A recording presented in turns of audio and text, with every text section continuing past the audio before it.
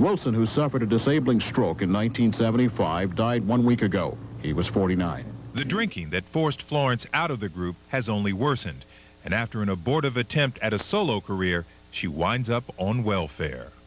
There's a truth that people don't want to face. The best black artists don't live long.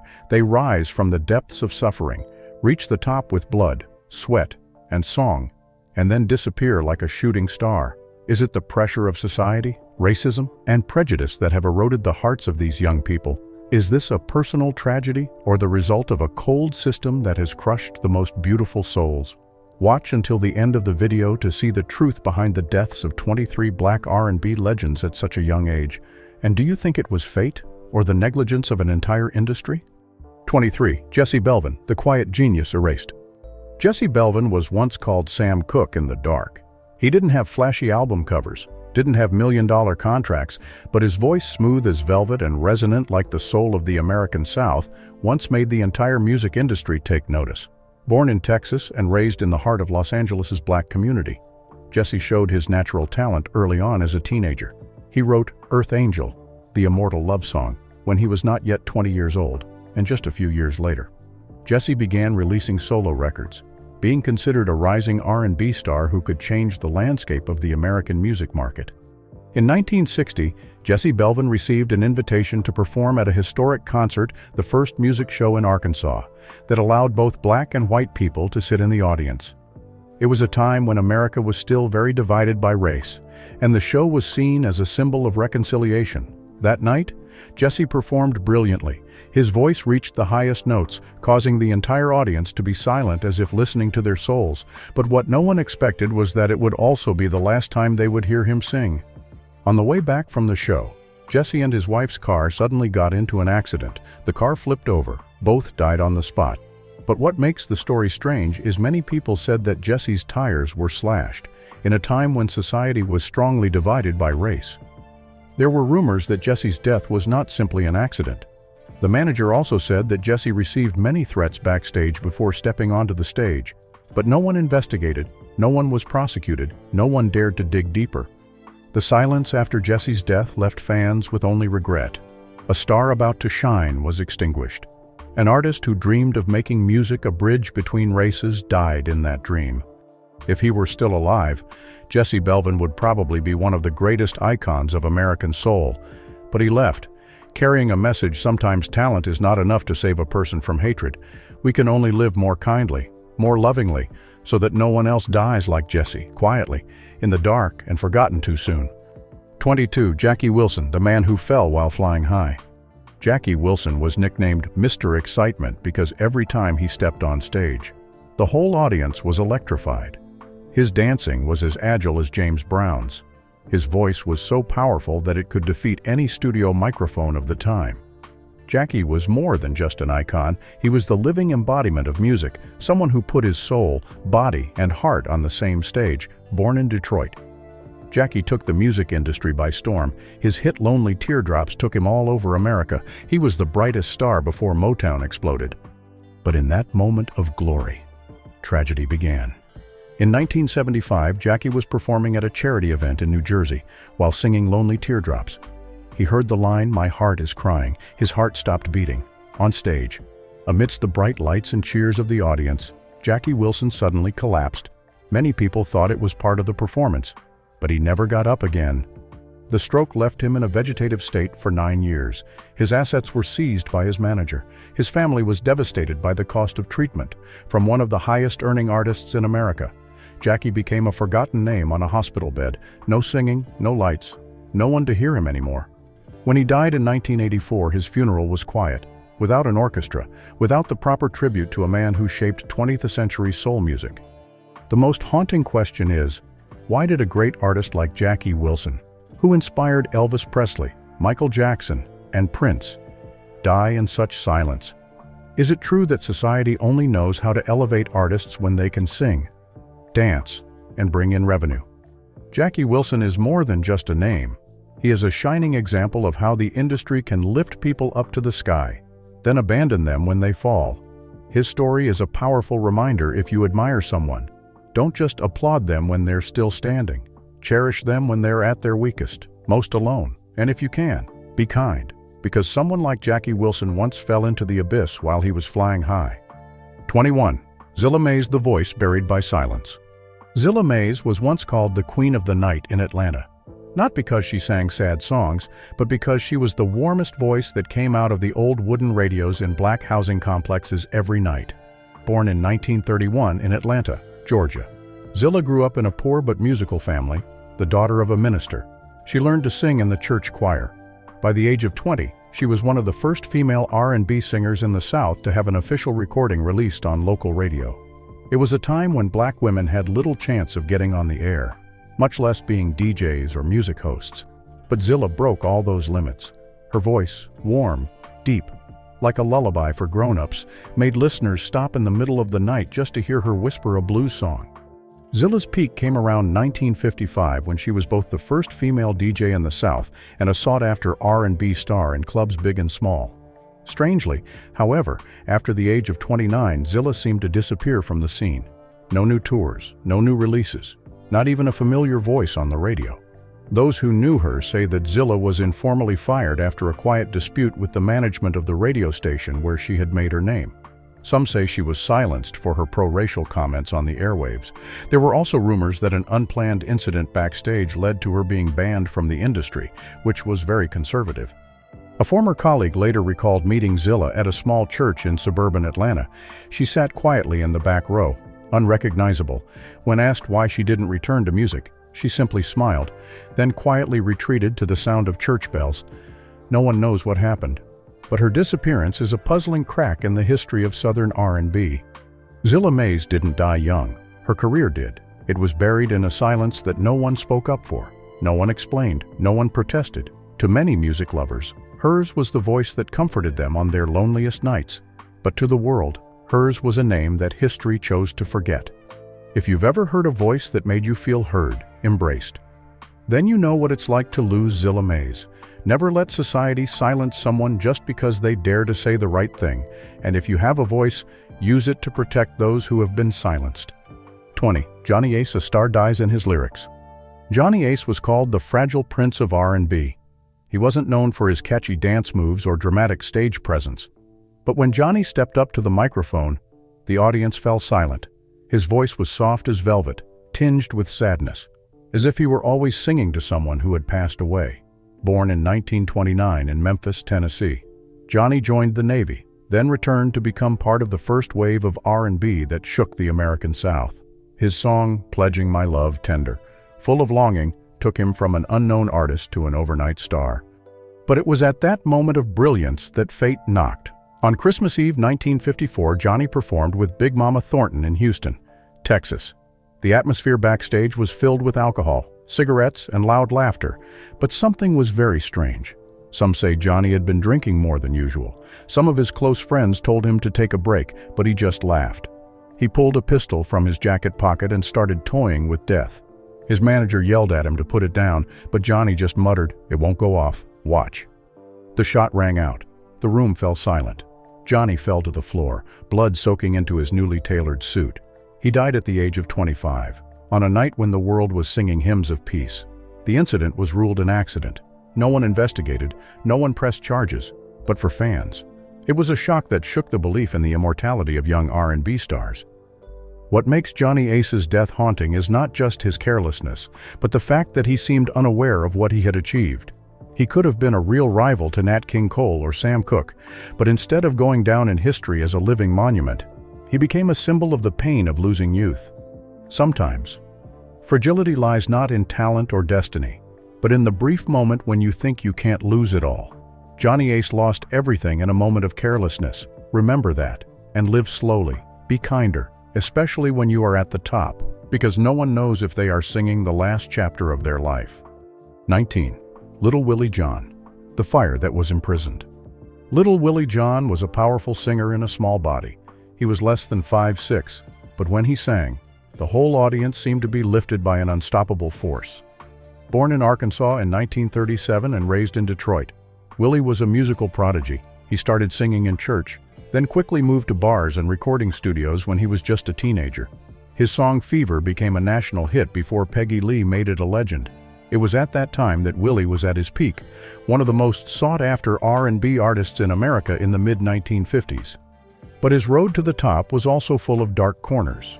Willie was known for his temper and uncontrollable temper. He was once kicked off a tour for fighting with his band. Many producers refused to work with him because he was too erratic. In 1964, he was convicted of manslaughter after a bar fight in Seattle. Willie claimed it was self-defense, but the court sentenced him to 8 years in prison. He was imprisoned in Washington State Prison. During his time in prison, Willie wrote letters to his family, constantly asking for permission to record or perform in prison. But no one gave him the chance.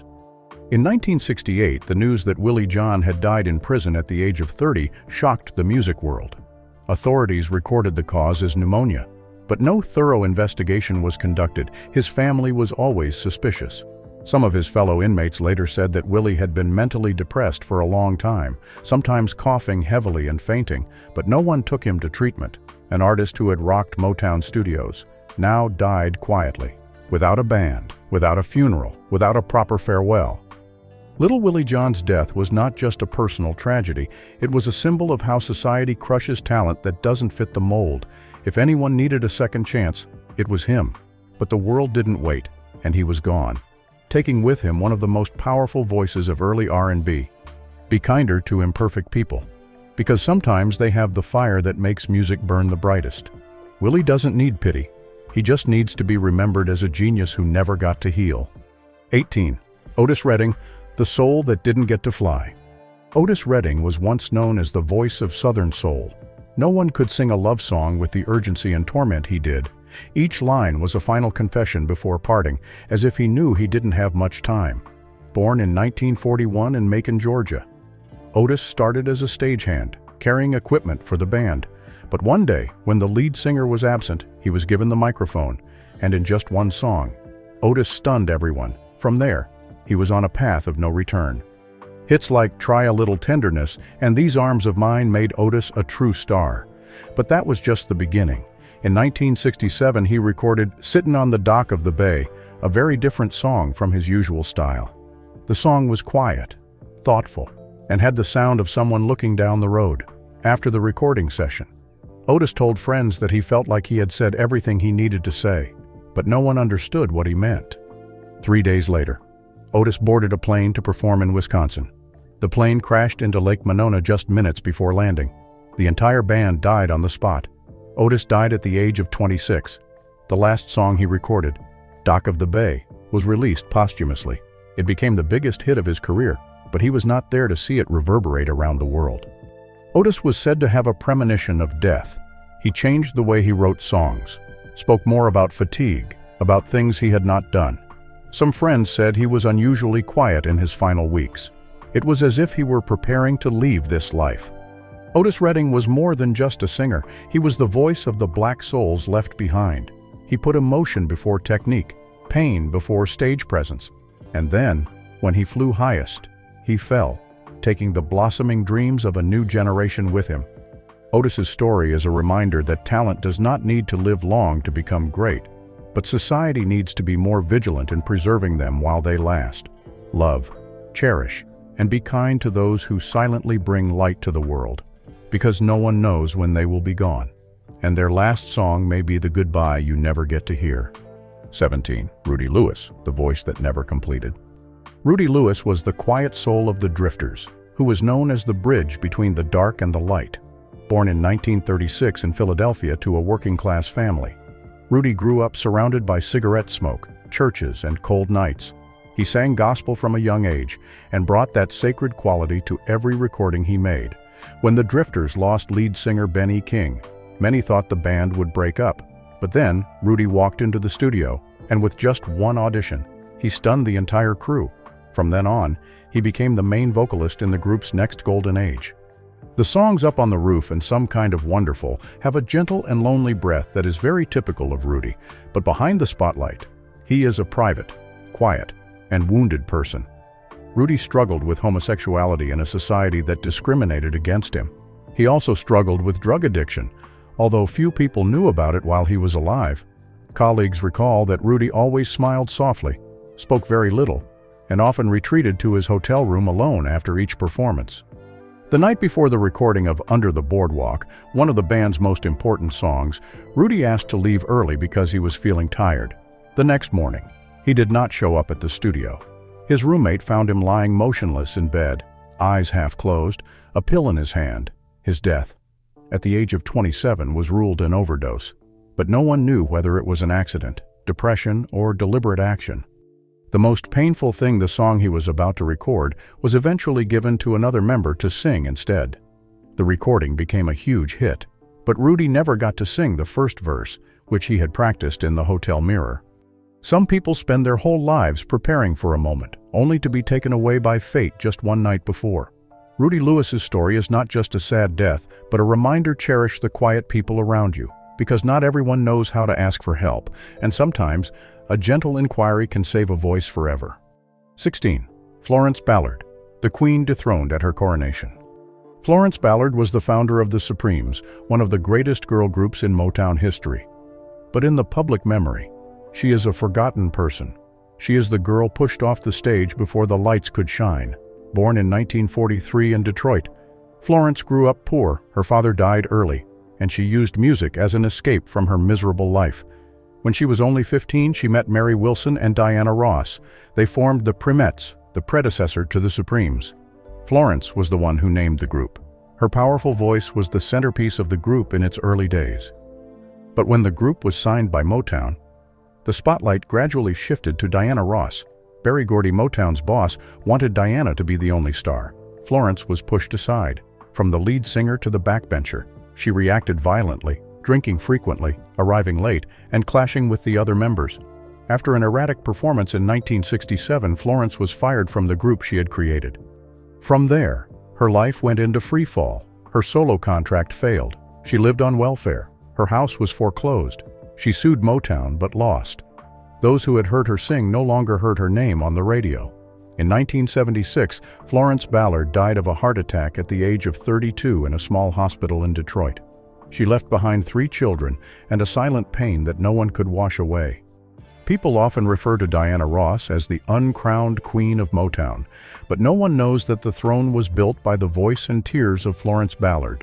Her story is a bitter proof that sometimes the founder is never allowed to sit back in the dream he built.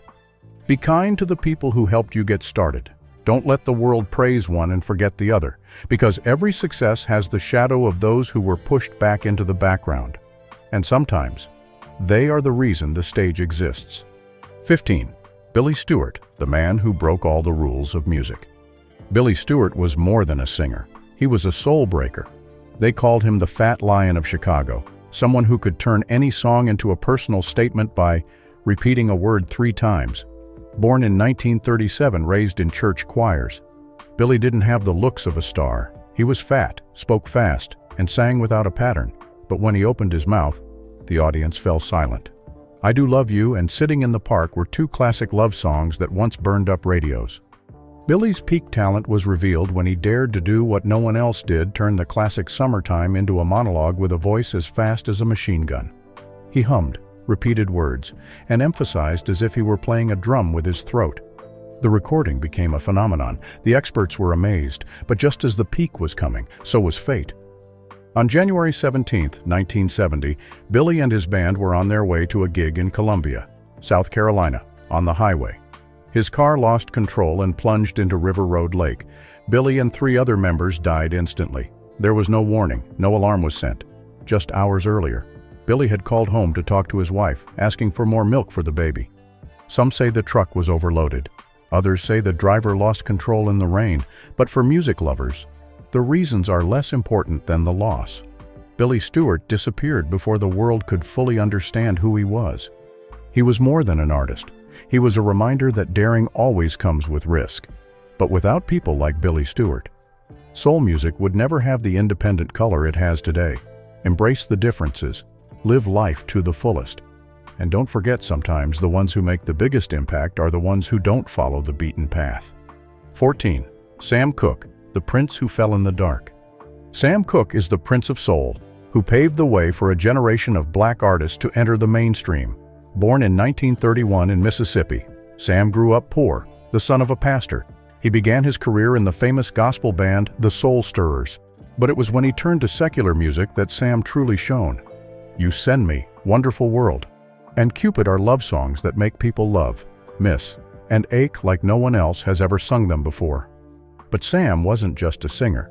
He was a pioneer in musical control, in an era when black artists were often exploited.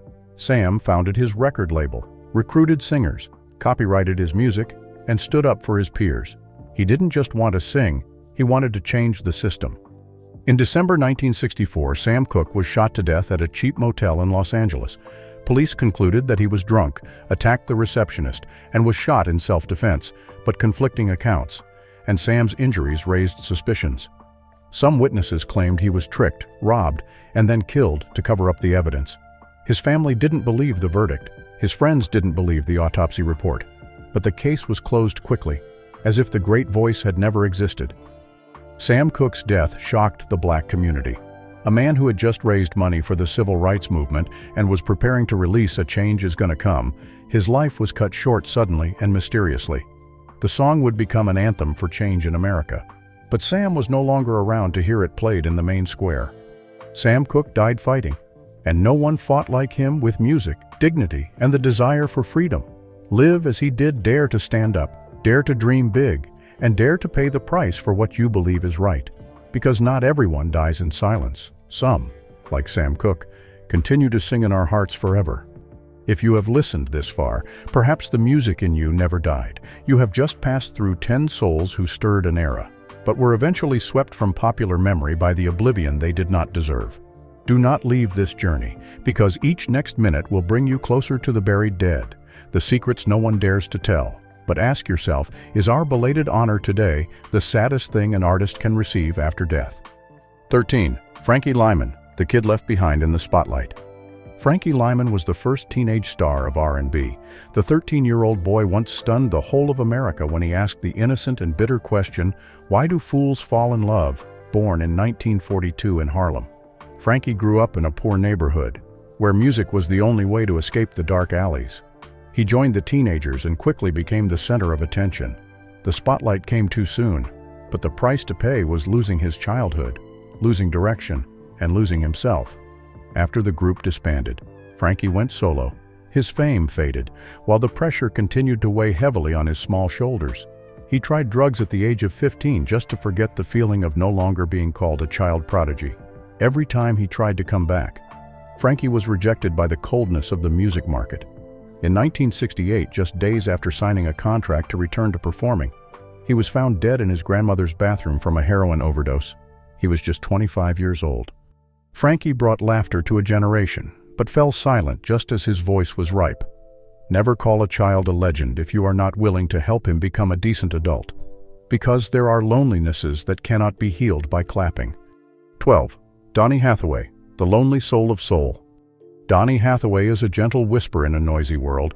Born in 1945 in Chicago and raised in poverty, he nurtured his musical dreams through piano lessons in church. A graduate of Howard University's School of Music, Donnie brought a rare style, a blend of soul, jazz, and rare sophistication in each lyric. Songs like A Song for You and Someday We'll All Be Free were not just music, but a prayer for the lost souls. But inside, Donnie was a broken world. He suffered from schizophrenia, constantly hearing disembodied voices. Every time he went on stage, he struggled to keep from being pulled down by his inner self. Relatives said that Donnie cried all night after each performance, not out of emotion but out of fear. He was repeatedly hospitalized, losing faith in himself, even though the public still hailed him as a genius. In January 1979, Donnie was found falling from the 15th floor of the Essex House Hotel in New York. It was reported as a suicide, but many relatives believe that he did not want to die. Maybe it was a moment of weakness, or Donnie was simply looking for a place where there were no more voices in his head. Donnie Hathaway is proof that talent is not immune to injury. If you ever find music helps you through your pain, remember him, and be kinder, especially to those who laugh when they sing but are silent when the music stops. 11. Minnie Riperton, the angel who didn't have time to live. Minnie Riperton is the highest-pitched voice in R&B history, not just because of her rare octave range, but because her timbre is etched into the memory of every listener. Born in 1947 in Chicago, Minnie began her career with the Gems and later worked for Chess Records. But it wasn't until 1975 that she became an icon with the song Loving You, a tender love song she wrote for her young daughter. At the time, no one knew she was carrying a death sentence. Minnie was diagnosed with terminal breast cancer in 1976.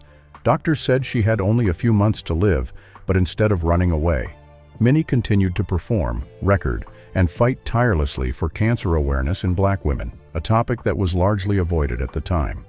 Friends recall that there were days when she was in so much pain that she could barely stand, but she still sang and recorded with the gentlest smile. In 1979, Minnie passed away at the age of 31, leaving behind her husband, 2 young children, and a musical legacy filled with emotion. Minnie didn't ask for pity. She just wanted her love to outlast her pain, and she did. Be kinder, because you never know how many tears are hiding behind that bright smile. Minnie Riperton is proof that love can overcome time, even if it cannot overcome death. 10. Barbara Alston, a star that fell in the dark. Barbara Alston was the lead singer of the Crystals, who sang the first verse of the hit There's No Other Like My Baby and made American audiences stop everything to listen. Born in 1943, raised in Brooklyn, Barbara had no ambition to become a star, but when invited to sing, her light voice, like morning dew, quickly became an icon of music in the early 60s. However, after a few short years in the spotlight, Barbara withdrew. She did not like the spotlight and was not used to the pressure of the market after some conflicts with producer Phil Spector. Barbara's voice was gradually replaced, and she was pushed out of the very band she helped make famous. People do not know where she went, what she did. It is only known that for most of the rest of her life, she chose to live quietly. Barbara passed away in 2018 and almost no one mentioned it. But for those who have heard her sing, there is still an unforgettable memory. Some voices only need to be sung once to touch our hearts forever, and the kindest thing we can do is not let them sink into oblivion. 9. Major Lance, the man who lost his voice before he could say what he wanted. Major Lance brought a fun and sexy edge to the soul scene from Chicago with his smash hit The Monkey Time. He quickly became a dance icon for the 1960s. Born in 1939, Major started from nothing and rose to the top with his smile, his melody, and his defiant optimism. But his glory was short-lived. After the age of 27, Major's voice began to weaken noticeably. Doctors diagnosed him with vocal cord and respiratory problems. His performances were erratic. His recordings no longer had the appeal they once had. He tried to come back but was left behind by the market. Many friends recall him often saying bitterly, "No one believes I was ever at the top of the charts." Major Lance died in 1994 almost quietly. But for those who danced to his tunes, they will never forget him. A lost word may never be heard, but a melody that once touched our hearts will always remain. Be kind to those who are losing their ability to make us happy, because they were the reason we smiled. 8. Clyde McPhatter, the soul of R&B that no one is kind enough to keep. Clyde McPhatter is the first brick of modern R&B music. Born in 1932, he was a founding member of the Dominoes, then led the Drifters through their peak. Clyde's soulful tenor voice became the standard for a series of singers after that. He was not only a pioneer, but also a symbol of the breakthrough of black artists in the 1950s. But his early success burned him out. Clyde could not control his finances, often falling into depression and drinking. When his career began to decline after the age of 29, he sank deeper into isolation and poverty. A friend recalled that Clyde once sat backstage with a drink in his hand and said, "I'm just a shadow in a room that no one wants to enter." He died of cirrhosis in 1972, aged 39. His passing was not a shock, because few people remembered him at the time. But without Clyde, there would be no Drifters as we know them, no sound that would have guided soul and rock and roll. Kindness is not about praising someone when they reach the top, but about not abandoning them when they fall. And Clyde deserves to be remembered with love, not just with a medal. 7. Billy Wright, the trailblazer left behind. Billy Wright was an early rock and roll icon. He was known for his shiny hair, red lipstick, and uncannily catchy voice. Born in Atlanta in 1932, Billy was once called the Prince of the Blues and was a direct inspiration for Little Richard's performance style. But as the music industry changed, his androgynous image was no longer welcome. By the age of 30, he was quietly pushed out of showbiz, a singer who had opened for big names, now played in small bars in remote rural areas, years later. A young musician who met him in an old recording studio recalled, "He smiled, but there was no light in his eyes. Billy died in 1991 in poverty, without anyone to see him off. But if you ever hear a rock note scream, remember that Billy paved the way with his voice and loneliness. Appreciate the people who cleared the way, even if their names weren't on the ticket. 6. Brenda Holloway, the Motown flower who left the stage herself. Brenda Holloway was one of the youngest female artists to sign with Motown. Her voice, clear and silky, touched millions of hearts with the song Every Little Bit Hurts. Born in 1946, Brenda began her career as a teenager and quickly rose to prominence. But her career ended strangely early. After many quiet conflicts with Motown management and a feeling of being overlooked, she abruptly left at the age of 25. It is said that during her final recording session, she dropped her headphones on the table, smiled, and walked away without looking back. Brenda survived, but chose to remain silent. She didn't want to be a tool in a system she didn't believe in. Sometimes, leaving is the only way to retain dignity, and we must respect those choices as a form of unspoken courage. 5. Bobby Smith, the forgotten lead singer. Bobby Smith was the lead singer of the Spinners in their early days, singing the first notes of Could It Be I'm Falling in Love. Born in Detroit in 1936, Bobby was never talked about as a hero, but he was the musical backbone of one of the most iconic soul groups in history. However, after his 30s, he was gradually replaced by younger voices. He was left out of most of the promotional campaigns, even though he continued to perform regularly. A colleague recalled that Bobby once whispered backstage, "It's okay, as long as I'm still singing." He died in 2013 and was not mentioned much in the news. But if you've ever felt overlooked despite being a quiet burden bearer, Bobby Smith is the epitome of that. Kindness is sometimes as simple as, don't forget to call people by their names. 4. Lee Andrews, the quiet voice in the noisy city. Lee Andrews was the sweet doo-wop singer of the 1950s who captivated Philadelphia with long, lonely nights and teardrops. Born in 1936, he started out in the group Lee Andrews and the Hearts and quickly became a familiar face on the radio. But after he turned 30, tastes changed, and the new wave swept away the classic sounds. Lee quietly withdrew from the spotlight, became a salesman, and supported his family. Few people know that he is the father of hip-hop artist Questlove. One person recalled that during his childhood. Questlove would always listen to his father singing alone in the kitchen, as if remembering a lost dream. Not everyone can maintain the spotlight, but maintaining self-respect in silence is also a kind of victory. Live kindly with the voices that were once the youth of a generation. 3. Tammi Terrell, the flower that fell before it bloomed. Tammi Terrell was one of Marvin Gaye's most compatible female vocalists, creating timeless duets like Ain't No Mountain High Enough. Born in 1945, she began performing at age 13 and signed to Motown before she was 20. But just as her career was at its peak, Tammi was diagnosed with a brain tumor. During a performance with Marvin Gaye in 1967, she collapsed on stage. What followed was a series of surgeries, therapy, and months of exhaustion. Marvin visited her every week, telling her stories and singing to her when she couldn't open her eyes. Tammi died in 1970 at the age of 24. Her death devastated Marvin Gaye for years. A beautiful soul like Tammi should not be forgotten. Sometimes, the most gentle is the most fragile. 2. Marvin Gaye, the wounded angel in his own home. Marvin Gaye is an American soul icon who uses his music to reflect both love and pain. With What's Going On and Sexual Healing, he touches the depths of humanity. But behind that seductive voice is a troubled soul. After the age of 27, Marvin fell into severe depression, became addicted to drugs, and lived in isolation for many years.